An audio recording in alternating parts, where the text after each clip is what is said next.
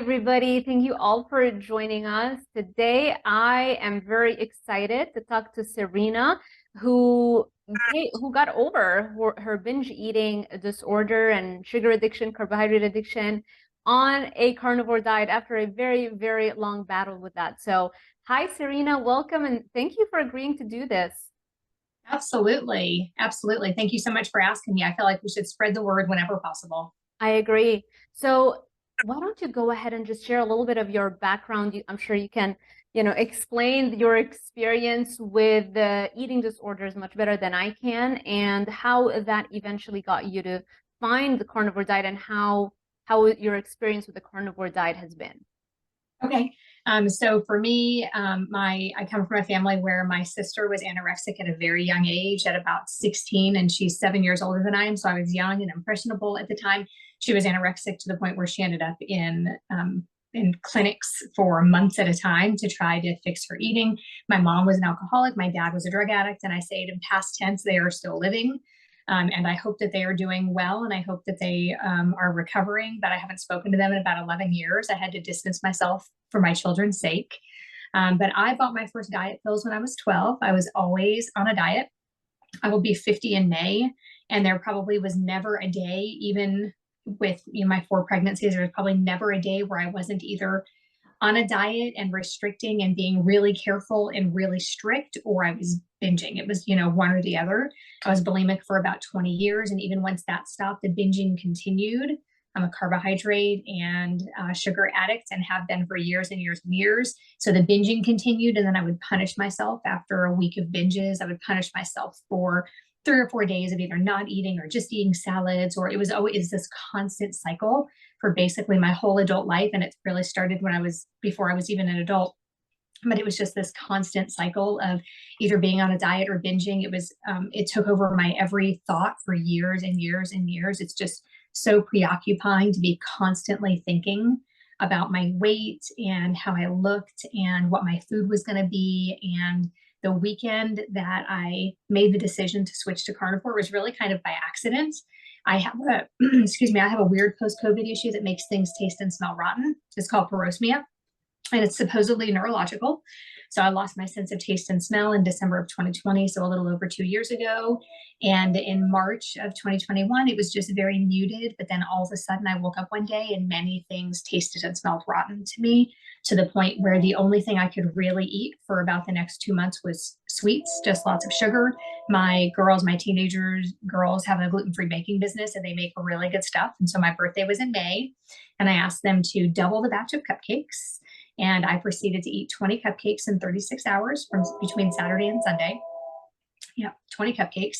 And I woke up Monday morning and just said, okay, I am not going to do this anymore. If all I can eat is sweets, are the only thing that tastes good. There was a very small amount of other things that didn't taste rotten. It was like a hamburger fresh off the grill or a steak fresh off the grill. And I couldn't put it in the refrigerator and reheat it the next day. There's a weird chemical reaction or something, and it tasted rotten the next day. So everything had to be fresh. But I woke up that Monday morning and said, okay, I can't eat fruits and vegetables because they taste and smell rotten, and I'm going to give up sugar and carbohydrates. So what does that leave me? And it was like literally 2 or 3 things. I couldn't eat cheese. I mean, it was very, very few things. And so then I started doing research and just looking things up, like, can I survive? How long can I survive like this? Because certainly this is better than the cupcakes, that I've been eating. So how long can I do this for? And that's when I found all the people talking about it. Michaela Peterson, Kelly Hogan, Laura Scott. I found so many different people talking about it. And I was like, okay, so this is actually healthy. And so that's how I started. And the things that changed in my brain over the next 6, 8 months or a year just blew me away. It was about 6 months in before I realized I was better. But it's just an amazing process to watch your body and your mind go through that change. Tell me more about those brain changes. I'm very intrigued. Well, I feel like, so it was about 6 months in, I learned about the difference between a moderator and an abstainer. And for me, that really changed things, because I realized, so this isn't just me. People laugh about it. Like when you say I ate a whole bag of chocolate drizzle popcorn from Sam's, the giant bags that are, the family size. When you say that, people laugh. It's so acceptable to be in that position. And food is so accessible. it's, you know, a lot worse. You and I talked about this the other day. You were doing a chat with somebody and I commented on it, that it's almost, I believe, and I don't know because I was never a drug addict or an alcoholic, but I feel like it must be harder to be a carbohydrate addict or a food or sugar addict, because it's so accessible and it's acceptable to be overweight. It's acceptable to be doing this in public. It's acceptable to eat a dozen donuts in one sitting in front of other people and nobody says anything. It's like we can't say anything about it. But if it was drugs or alcohol, people would be all over you about that, you know. But when I learned the difference between an abstainer and a moderator, I just realized that it's not my fault, that this is a thing, that other people deal with this, and that the key is to abstain. So at that point, I had been doing really well with carnivore. It was about 6 months in. But when I heard that, it just like something clicked in my brain. And I was like, oh, I'll never be able to eat those foods again. I get it now. It's not something that's going to change in my head, probably. I mean, granted, I don't know. But I feel like it's not going to change because I made a keto cheesecake for Christmas and I had a hard time. I mean, I did eat a little bit of it. It was, you know, just very lightly sweetened.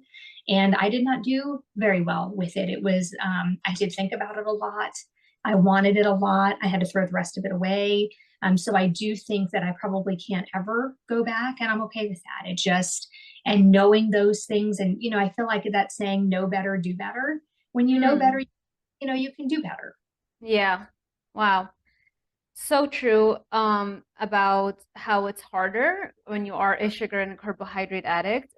Not only is it acceptable, it is actively pushed upon you. You are actively pressured to partake in your drug addiction every Right. single day. Isn't that wild? Yeah, amazing. And sometimes, you know, I have friends who think I'm being too strict or whatever. And Mm, when I things like, you know, I had a couple of bites of this. It's very, very rare that I do, but yeah, like I told this friend that I had a bite of the cheesecake. right. She's good for you. And I love her to pieces, but it's not good for me No, to it's yeah, not good for me to do that. You know, or in my earlier days, I would have like a diet cherry Coke or a cherry Coke Zero or something, you know, when I was still craving things and I wanted it. And when I would say like, well, I had a cherry Coke Zero, she would say, good for you. Lots of friends that would say, good for you. I'm glad you treated yourself. But really the treat and what we deserve is to not do those yeah. things, wake up tomorrow and feel good and not feel like I failed or not feel bad or have aches and pains or anything like that. That's what we deserve. We Yeah. don't deserve sugary, poisonous treats. How many of your friends who know about your diet right now, how many of them do you think are actual sugar and carbohydrate addicts, but they just don't know it or they're in denial? Um, I think most of them are. And the funny thing is that when you talk to people about it and say, well, I just couldn't stay away from the sugar, they say, oh, me too. People agree, and they know that there are very few people that I've spoken to that don't say, oh, me too. But at the same time, they'll say things like, and people online do it, oh, I could never give up, fill in the blank. I could never give that up. That's what an addiction is. Yeah. I started like saying to people online, like, just get out of your own way. You're in the way. You're in the Yeah. way of your doing what you need to do. When you say something like, I could never give that up, I thought I would never give up coffee, but I gave it up in April. And you know what? I know that I'm better off for it. And so I think it's all about the realization, and you have to do it before you know. For so many people, they have to do it before they know that's what they should do. They have to feel the benefits of it. So it's really just talking people into taking that first step Yeah. and first couple of weeks and then the first month before you really start to notice the difference. And if we could just get people to start and stick with it for a little while, I think that they would really be able to look back and see, kind of like a drug addict and an alcoholic do. They look back and they say, wow, I can't believe that was me. Exactly, exactly. How long did it take you to, well, first of all, do you still have cravings? And if not, how long did it take you to not have cravings anymore? I didn't really have cravings even in the beginning, I think, and I went cold turkey from those 20 cupcakes in 36 hours. I didn't really have cravings, I don't think. I mean, I wanted the things that I wasn't eating, but I don't necessarily know that it was a craving. I'm really good at compartmentalizing things. So when I was on a juicing diet or doing juicing fast, which I did a lot of, I was just doing that and I was doing it until I wasn't. Like I was doing it for 2 weeks. I would be on a juice fast until my family, who knew that it would get me, they would say, you want to go out for Mexican? Yes, I do. Mexican is my arch nemesis. And so I can't tell you how many diets or juice fasts or just water fasts have been broken with Mexican food. That was always my thing. But I'm pretty good at compartmentalizing. So when I decide this is what I'm eating, and it's really mostly with food that I can do this. But when I say this is what I'm doing, then that's what I do. So I would spend a week doing the cabbage soup diet. I would spend months doing Weight Watchers and never cheat ever. Juicing or juice fast or lots of juicing with just one, solid meal a day. I'm really good at saying this is what I'm doing and then not going off of that. Like I said, mostly with food. But so I didn't really have the cravings, I don't think, because once I decided this is what I was doing, I didn't look, for the other things. That's interesting. Okay. So it was pretty smooth then, the transition, I'm Yeah. assuming. Wow. Yeah. And I know not everybody has that, but it was Yeah. pretty, I think, because I was desperate. It was kind of like when a drug addict or an alcoholic hits rock bottom. A Yeah. lot of times stronger, and they don't relapse. And so I think that's what happened to me was I had hit rock bottom. I knew I couldn't continue to live like that. I was gaining weight. I mean, literally imagine only eating cupcakes for 2 days, how that makes you feel. I was miserable and I knew that I was miserable and I was waking up in the mornings and aside from the cupcakes, I was eating what I thought was healthy. I was juicing a lot. This was, during all the COVID stuff, I was juicing a lot. I was trying to be healthy. I was eating lean protein only. So like chicken breast, I probably hadn't had red meat in 8 or 10 months. I was following kind of a Weight Watchers plan when I wasn't juicing. So like 75% of my plate was vegetables. I would eat very little fruit and then I was eating lean meat. So I thought anybody would have looked at my food and thought that I was a very healthy eater. And so, I'm able to like make that decision and then just kind of stick with it. And so I think that's what made it so much easier for me. So you would be able to stick to those healthy diets for a while. How often would you say that would last? And then what would happen? Would you go on like binges? Like, were you yo-yo dieting, Mhm. Yeah, I was a chronic undereater. So that was hard for me when I started carnivore because I continued to undereat and then gained a bunch of weight with all the fasting that I was doing. But I was constantly on a diet. So I had stuck with the kind of Weight Watchers plan for about 10 or 11 months at that point, and I was losing weight, but it's very, very restrictive. So, a lot of people lose weight until they're not because they're under eating. Mm. But I was constantly on a diet. And with carnivore, I hit my goal on Thanksgiving Day. And that's the first time. And it was just an arbitrary weight goal, the same weight I was when I got pregnant with our first child 23 years ago. It was just like that. I've always said that's my normal adult weight, even though I haven't weighed that, very often since I started having children. And now my youngest is 14. We have four. But I hit that weight on Thanksgiving. And that was the first time I had ever hit a goal where I didn't binge afterwards. It's like, because you feel like you deserve it. It was the first ever hit that kind of goal and not gone out to eat and splurged afterwards. Because I would say, well, it's okay. I just hit my goal. I can do it again. I know how to do it now, but I don't know how to do it. And it didn't last. It was always maybe like by the next day I would weigh more, and that would lead to a 2 or 3 week or month-long binge. And then I would be searching for the next diet to get me back down to where I was last month when I hit the goal. Right, right. I think anybody who struggled with sugar and carbohydrate addiction, which is most of us, I feel, know exactly what you've been through, that cycle of, yo-yo dieting and feeling like you're constantly on a diet, but not really seeing results that are long lasting. So I completely understand. How about your digestion? Because when you haven't eaten meat, I feel like this is something in the carnivore diet we don't really talk enough about. When you have some form of food addiction, your body doesn't produce as much stomach acid and to regulate, your digestion. And then all of a sudden you start eating steaks, which are a little bit harder, right, to digest. Did you ever struggle with that, or was it a smooth transition as well? The first few months I had some upset stomachs and some, runny stools, like a lot. For the first maybe 3 or 4 months, kind of off and on, and then it just kind of leveled out. And now that never happens. It's been a little over 19 months for me. And now that never happens. Even when I feel like I've eaten too much fat, it is very, very rare for something like that to happen to me. Now my digestion is just really smooth, zero gas, zero inflammation, zero bloating, even at that time of the month. I mean, everything is just smooth sailing now. Right. So you didn't take any supplements ever? No, and I don't eat organs except there was one time my husband was making some liver and something about it made me want it. And I'm not a fan of liver, but I did eat one. That was probably 6 or 8 months ago. Now I just Mm. don't think I had my blood work done at about 8 months in and everything looked good. And I don't know, I just don't think I need it. I feel really good without it and my body isn't craving it. So I just don't need it. Yeah. Um, I would normally say also like, yeah, you don't really need organ supplements or to eat organ meats. Something happened though yesterday. I saw Michaela Peterson shared on her story. I don't know if you saw that, right?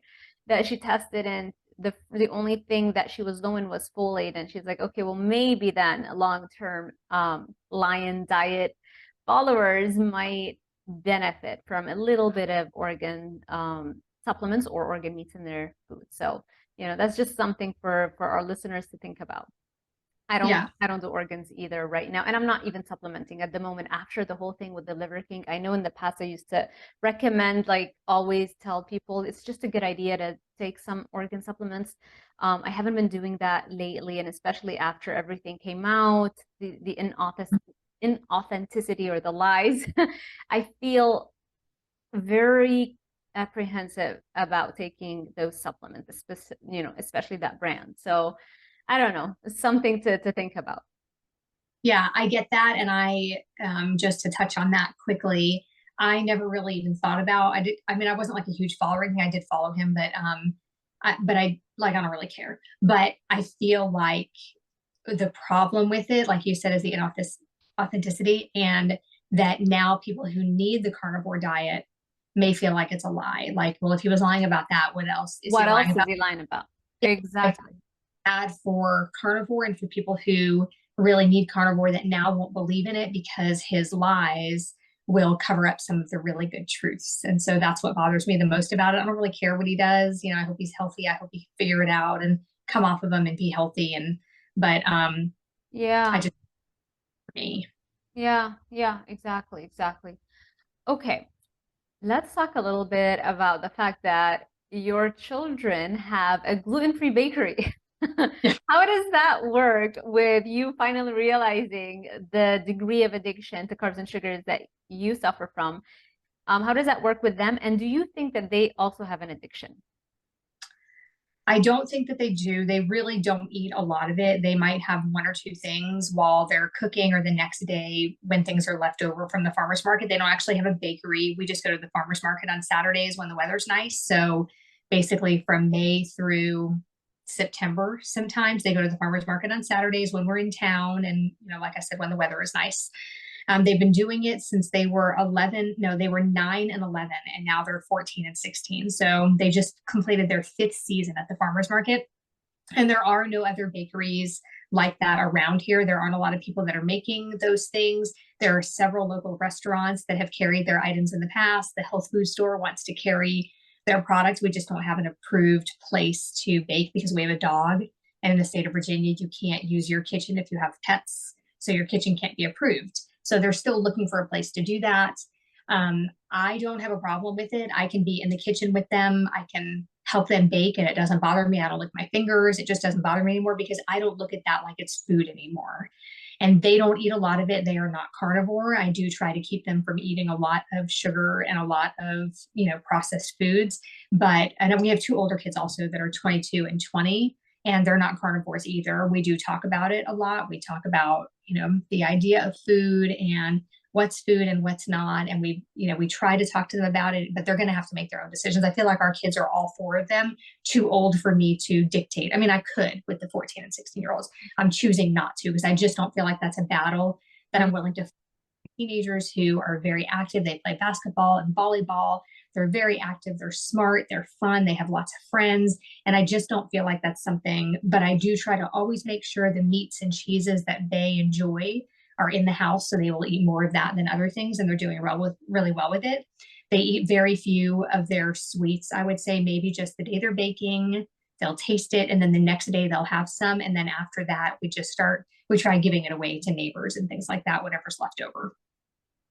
Fantastic. Yeah. If you feel like they have a healthy life overall, emotionally, I think that's a big reason why people don't get addicted when, they're emotionally well balanced, basically.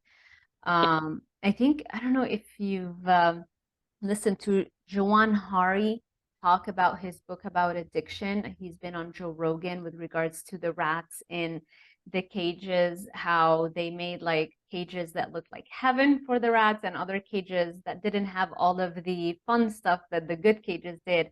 And, you know, the rats in the really beautiful cages did not get addicted to anything, whereas the other rats, you know, would get addicted to anything you gave them. So it's a very, very rough explanation of it, but the gist of it is that addiction really has a lot to do with your emotional state and whether you have strong social connections or not, which is why I think something like 80% of veterans that came back from the war, like 80% of them who had already tried heroin at war, they did not get addicted to it when they came back to their lives and, you know, the social connections and families and friends.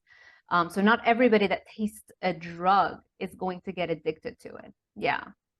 Yeah, I haven't read that, but I would like to read that book. I should look into that because I feel like that's something I enjoy learning about. Yeah, yeah, it's really fascinating to think about that. Okay, let's talk about your current diet right now. What does it look like? My current diet, typically I'm high fat these days for about the last 6 or 8 months. And the funny thing is that like when my husband started, and he's not 100%, but he's mostly carnivore. But when he started, I recommended 80% fat when he started tracking his food so he could like get an idea of what it looks like. I recommended 80%, but it turns out I wasn't 80% fat. I just thought that I was. And It's so without hard. it's hard to know without tracking it so you can like looks like. And so once I started doing that and I got a glucose and ketone monitor to kind of help me keep that in check, and I have found that I feel a lot better when my glucose is lower and my ketones are higher. So I can kind of judge that and gauge it without actually tracking my food, because tracking my food does kind of take me through that old eating disorder kind of mentality. I can do it without having a problem. I just think it's a pain.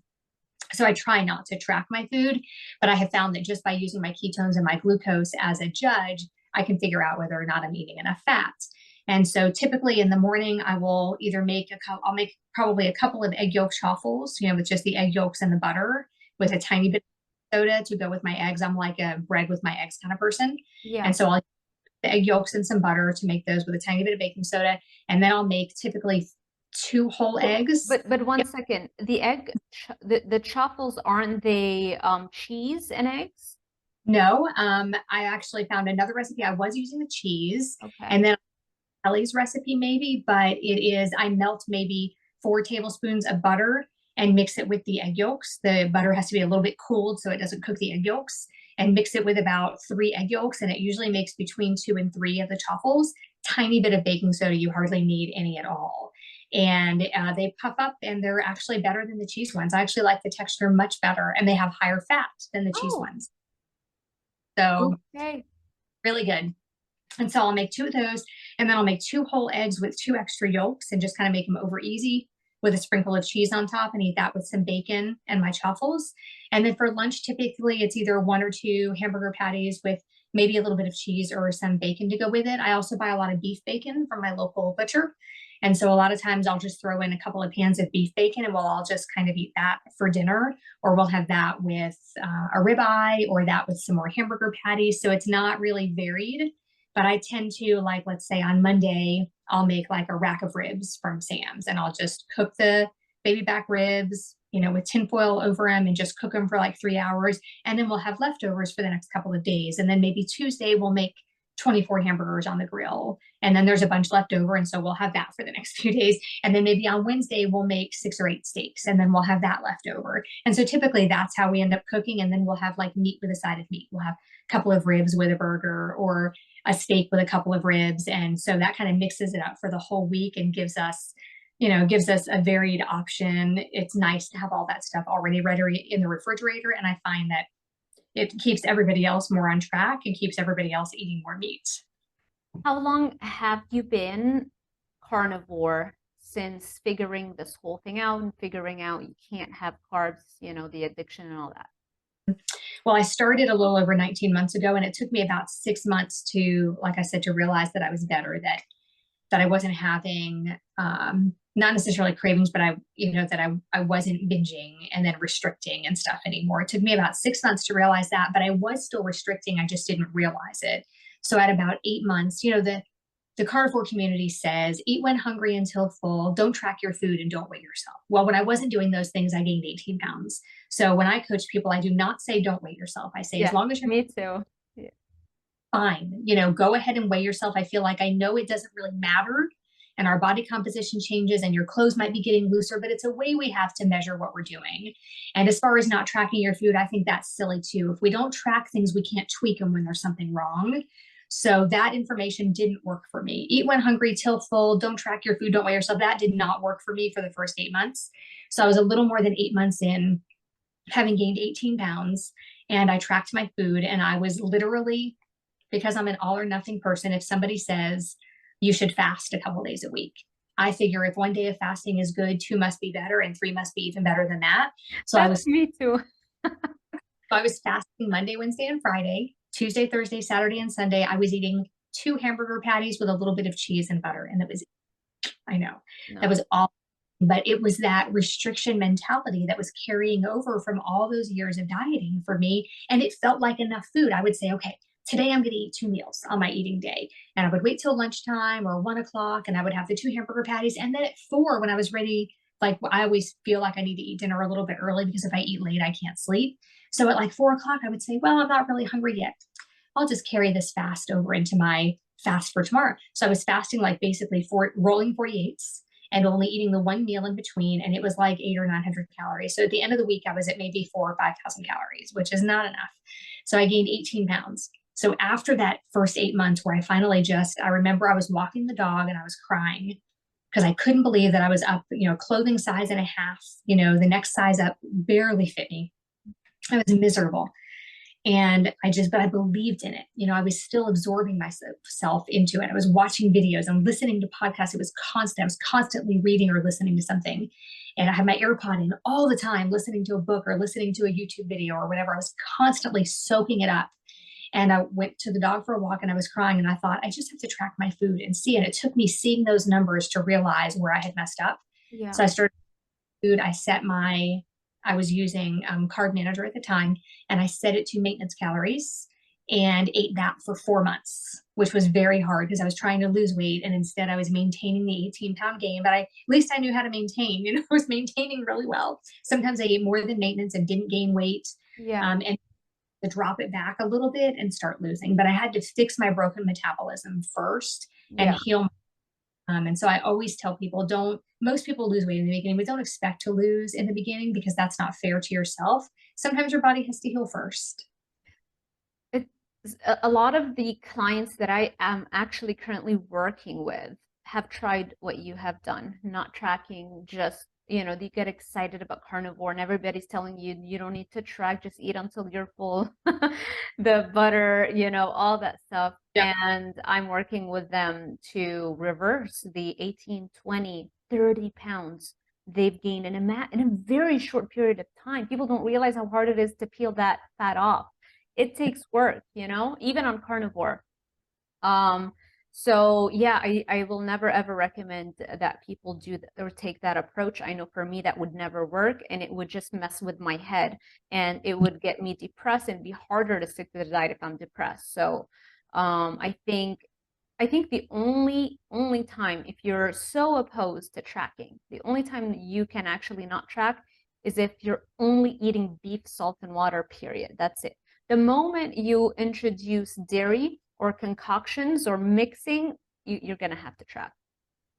Yeah. And I feel like the tracking is important for some people, especially if you come from chronic under eating. I feel like the tracking is important. But what I tell people coming at the beginning is, don't track for the first 30 days. Fill yourself up, eat at least 3 meals a day. Some people call it like priming, but I don't agree with that either, because that felt like an eating disorder to me, because I was, trying to gorge myself, and then I was restricting for fasting myself, and then I was fasting. So it really just played right into what I had dealt with for all those years. So it felt normal to me. But so I usually just tell people, don't track for 30 days and don't fast. Eat 3 good, strong, hearty meals a day, and really take a good look at your meals and be sure that it's a reasonable amount of food. Try not to eat too much, try not to eat too little. And when I do tell people to count later on, like if 30, 60 days go by, they're not losing weight, they're not feeling, because the other thing was I didn't have like the endless energy I heard people talking about. It's because I wasn't eating enough. So I tell people, if you're not feeling really great after 30 or 60 days and you're not losing weight, then it's time to track things so you can tweak them. It's time to sit down and look at what you're doing and see how you're doing. And most women, especially, end up under eating. That's just what happens because we're so used to being on a diet. We're so used to under eating. So I do feel like at some point, it is important to track. A lot of times people want to come to carnivore, they want to not track. That's why they're doing it, so they don't have to track. But I feel like after 30 days, if you're not seeing any of the good results you hear people talking about, you have to. And not as a way to, I don't think people should track as a way to restrict. They should track as a way to make sure that they're eating enough. And that's the part that gets people. It just sounds so weird that you would have to track to be sure you're eating enough. Yeah, it's very difficult to go back to listening to your hunger cues naturally after a lifetime of eating foods that is not our species specific diet, you know, and tracking and all that kind of stuff. So there should be sort of like a midway time period where you're still tracking but changing your diet, and then eventually most people, I don't think they're going to have to continue to track. But definitely, yeah, the sheer amount of information that you can gain from that. And this is why I wrote a guide about the calorie content in carnivore diet foods.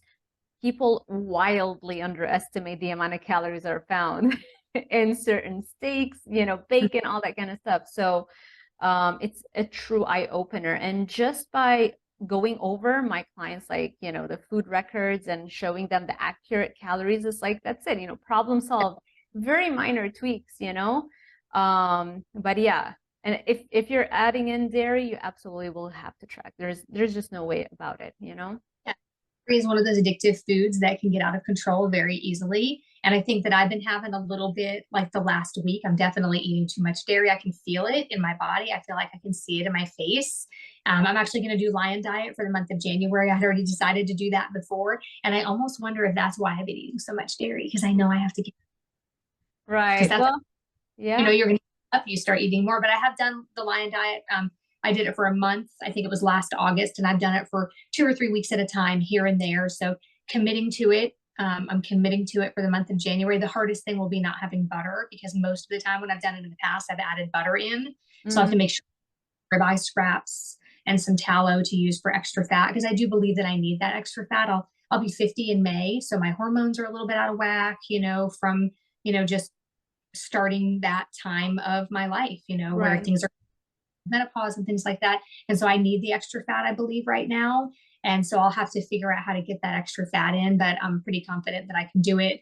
I'm excited about, you know, the change, and I'm not going to track. I'll still just check my ketones and my glucose to make sure that I'm not eating too much protein and make sure I'm eating enough fat. The biggest thing I'll miss, though, besides the butter, is chicken wings. That's just one of my absolute favorite things. Yeah. But I know that when I eat chicken wings, my glucose goes up and my ketones go down. So, but that's since I was a kid. My mom, you know, I didn't know she was going for happy hour for the drinks. I was going for happy hour for the wings when I was little, but that was one of my favorite things. In Fort Lauderdale, we would go to Wings and Things. In Fort Lauderdale? Yeah. So wait, so you were in Florida? Yep, I'm from Fort Lauderdale, and because I know you're in Miami, and we used to go to Wings all the time. Absolute favorite. So the carnivore diet let me loose with chicken wings, because I didn't eat them for years because they're bad for you, you know. And so chicken wings have become kind of my thing. And so that's going to be hard. January is going to be a hard month because I won't be able to have my beloved wings, but it's okay. It'll be good for me. Yeah, it's good to see how your body would react, you know. And ideally, if you can do this for like 45 days or even 90 days, I feel like that would really give you much better answers if you have a food sensitivity. But yeah, at least 30 days on the Lion Diet to try and see if you can catch any food sensitivities. So I was in Miami for the last like 9 years, and then I moved to Ocala a year and a half ago. Yeah, after the pandemic and everything, I was teaching online at Miami-Dade College, so there was no physical reason for me to be there. So we decided to just buy a house, and any house you're gonna buy, like this house that we ended up buying in Ocala, that would have been like $750,000, easy. Sure. Yes. You know, it's insane. So it's like, no, let's just, we just want to buy a house, a pretty house where, you know, we get to work, we both work from home. So that's why we chose Ocala. I had never heard of Ocala before. I was like, oh my God, where am I gonna go? You know, I've always been a city girl. Even in Lebanon, I grew up in the city, you know, so, but thankfully it was a good transition. We're very happy here. Awesome. I actually lived in Ocala when I was little. When I was maybe 4, we lived in Ocala. I have pictures of me in our front yard in Ocala. We lived right across the street from the old elementary school. I'm assuming it's not the elementary school anymore, but yeah, we lived there. So that was a long time ago. That would have been like in 1977. Wow. Yeah. So did you ride horses?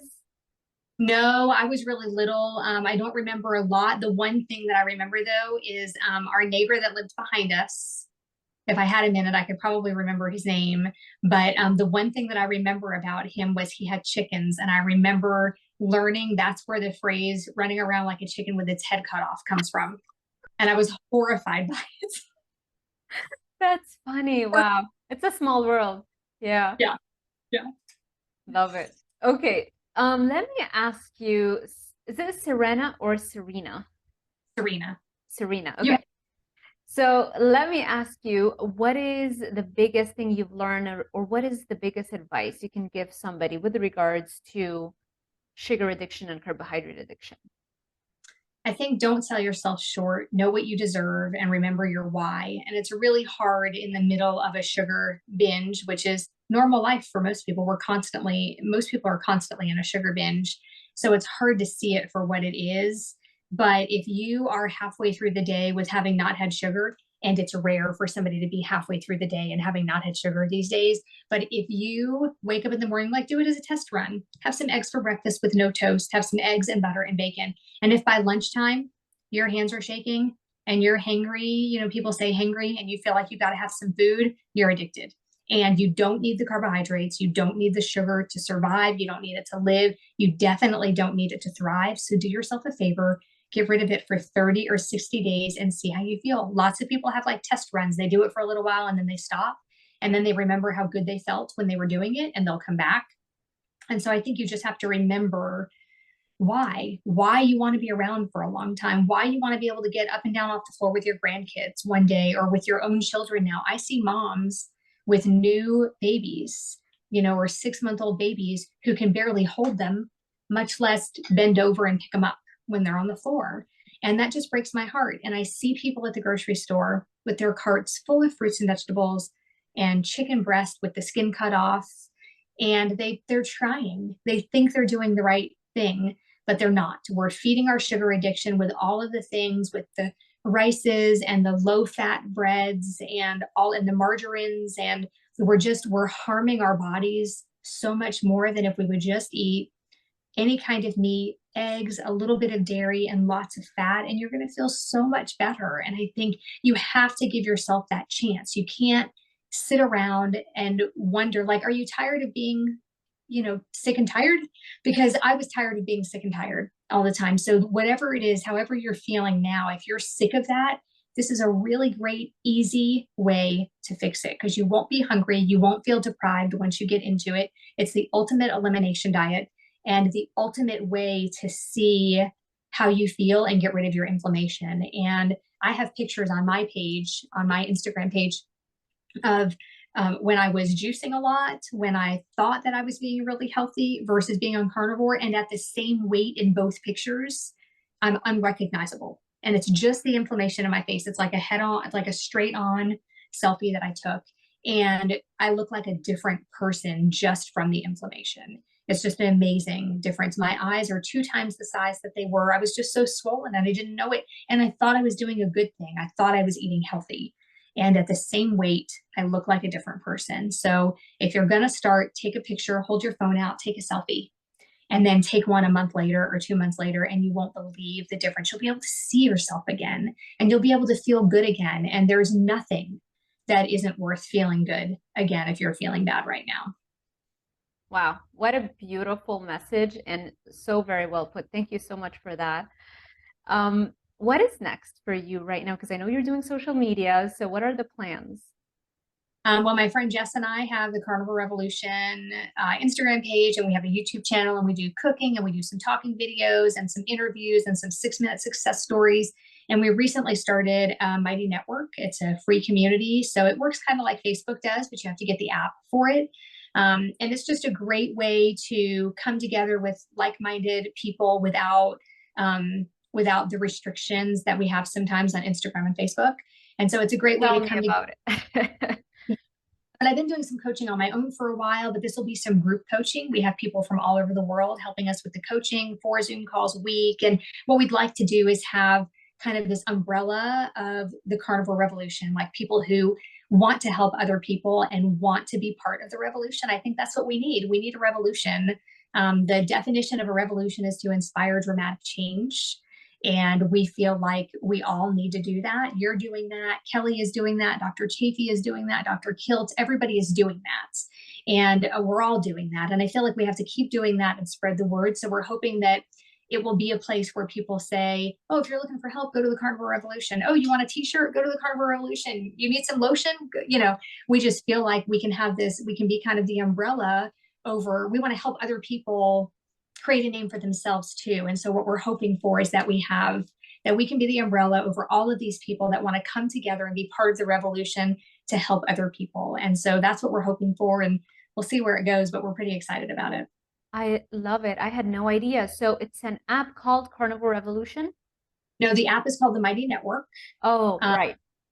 Yeah, it's the Mighty Network. And so we have, there's a big free section where we have recipes. We created a place called the She Shed for women. So if they want to talk about something that they don't want the men to see necessarily, and then there's a man cave for places where men want to go and talk about things that they may not want the women to see. And then we have different recipe categories. So we have ancestral, low carb, and carnivore recipes. And the coaches are low carb, ancestral, and carnivore.